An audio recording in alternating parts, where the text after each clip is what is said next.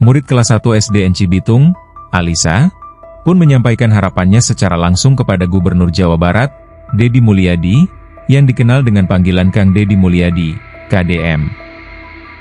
Alisa secara tulus meminta bantuan agar sekolahnya dapat segera memperoleh meja dan bangku belajar yang layak. Ia mengakui bahwa belajar tanpa meja dan bangku sangat tidak nyaman dan berharap permohonannya dapat didengar agar mereka dapat belajar dengan lebih baik dan nyaman. Keadaan ini menjadi perhatian penting bagi seluruh pihak terkait. Nasib pilu yang dialami oleh belasan murid kelas 1 SDN Cibitung di Desa Pasir Panjang, Kecamatan Ciracap, Kabupaten Sukabumi, Jawa Barat, menjadi gambaran nyata tentang tantangan dalam dunia pendidikan di wilayah tersebut. Anak-anak tersebut harus menjalani kegiatan belajar mengajar, KBM, dengan beralaskan lantai karena tidak adanya meja dan kursi yang layak akibat kerusakan pada fasilitas belajar yang seharusnya mendukung kenyamanan dan efektivitas proses pembelajaran. Guru kelas 1 SDN Cibitung, Dian, menjelaskan bahwa kondisi ini sudah berlangsung selama 3 bulan terakhir. Ia menyatakan bahwa anak didiknya terpaksa belajar sambil telungkup di lantai karena tidak ada meja dan kursi yang memadai untuk mereka gunakan. Dia menambahkan bahwa kekurangan meja dan kursi terjadi karena bangku yang sebelumnya sudah lapuk dan rusak sehingga terpaksa dipindahkan ke kelas atas.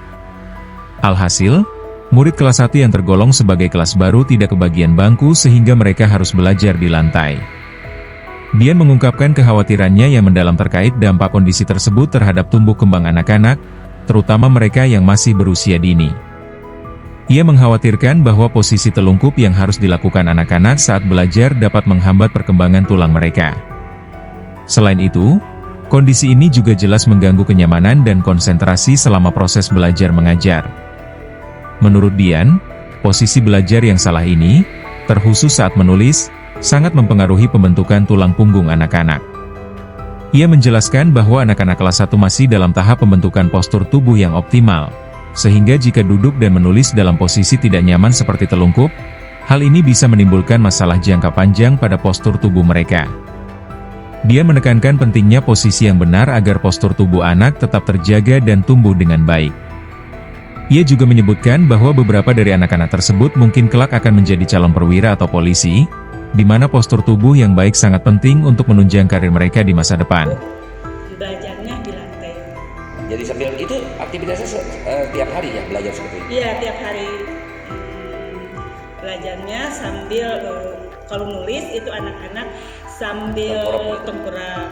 Itu otomatis nanti pembentukan tulang untuk anak, apalagi tulang punggung akan berdampak karena takutnya itu yang ya, karena anak itu menulisnya itu apalagi di kelas 1 harus benar-benar diposisikan